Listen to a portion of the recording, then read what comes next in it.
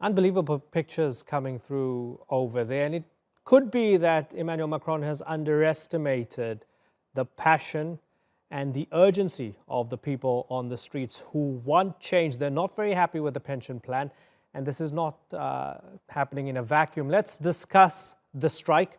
I'm joined now by Nabila Ramdani. She's a journalist specializing in French politics and not a stranger to the show. Nabila, good to have you back on the Newsmakers. Was this inevitable? Well, Imran, thank you for having me again on the program. I think, people taking to the streets in France is, a national sport, if I may put it that way.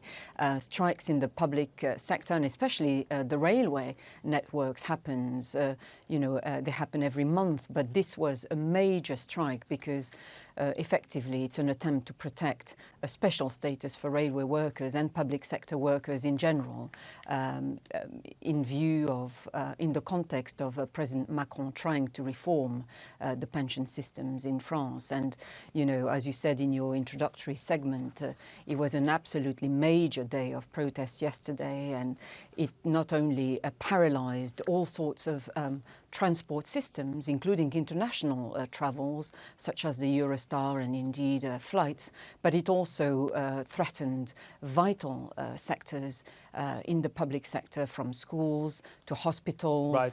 Postal workers were involved, and also civil servants, from judges to rubbish collectors. Right. Hundreds of thousands of people took to the streets yesterday. And Nabila, I mean, you have these people, the rail workers, the teachers, the hospital staff, these people who have gone on strike. They believe that Macron is implementing a kind of Thatcher-esque dismantling of the entire social welfare system. So they look at the pensions as just one aspect of it. Does it check out, or is France in need of reform, and maybe they're just protesting because, as you put it, it's a national sport? Well, I think the strikes and indeed the major protests were aimed specifically at President Macron's pension reforms, but also generally at his attempt to cut on spending in the public sector in general. So protesters very much view Macron's reforms as an attempt to destroy the public sector in general, and that's why they were so angry about it, and they took to the streets in so many numbers. What effectively President Macron is trying to do is trying to simplify which is what is at the moment a very complicated and indeed cushy pension regimes. There are currently 42 pension schemes that are considered as the most generous in Europe, and if not in the world, especially for public sector workers.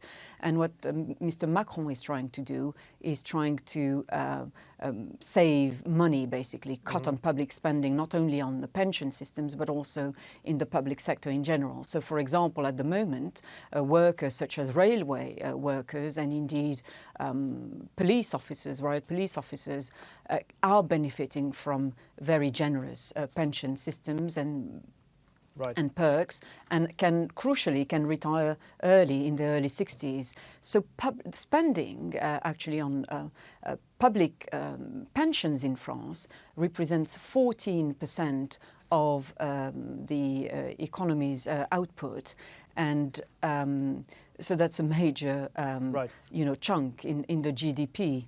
And what Macron is trying to do, I mean, there was an independent pension committee which forecast that the current system could run a deficit of 17 billion euros by 2025, which represents 0.7% of the GDP.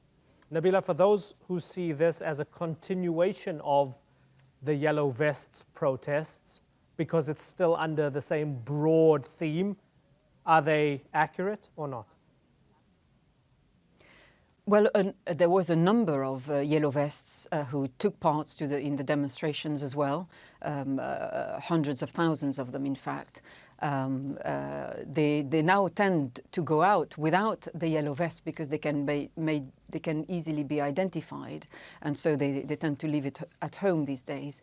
But I think the protesters are also inspired by the success of the Yellow Vests. Remember, they started the movement just a year ago through social media in the first instance, and then gathering en masse on the streets of Paris and across the country. And within a few days of them starting the movement, the government had already capitulated and scrapped the taxes on green taxes on fuel prices, which was at the center of their protests, and also basically gave away a package worth billions of euros to include a rise in the minimum wage, for example. So I very much believe that protesters would have that in mind, and they would be very much inspired by the early success of the Yellow Vests. Well, whether it's about Macron trying to loosen up and make more flexible the labor market or impose more taxes, it's clear that a lot of French people are not happy about it, and they will continue to take to the streets. We'll be keeping a close eye on it. Nabila, come back on the show anytime. Good to have you on the program. Nabila Ramdani joining us there.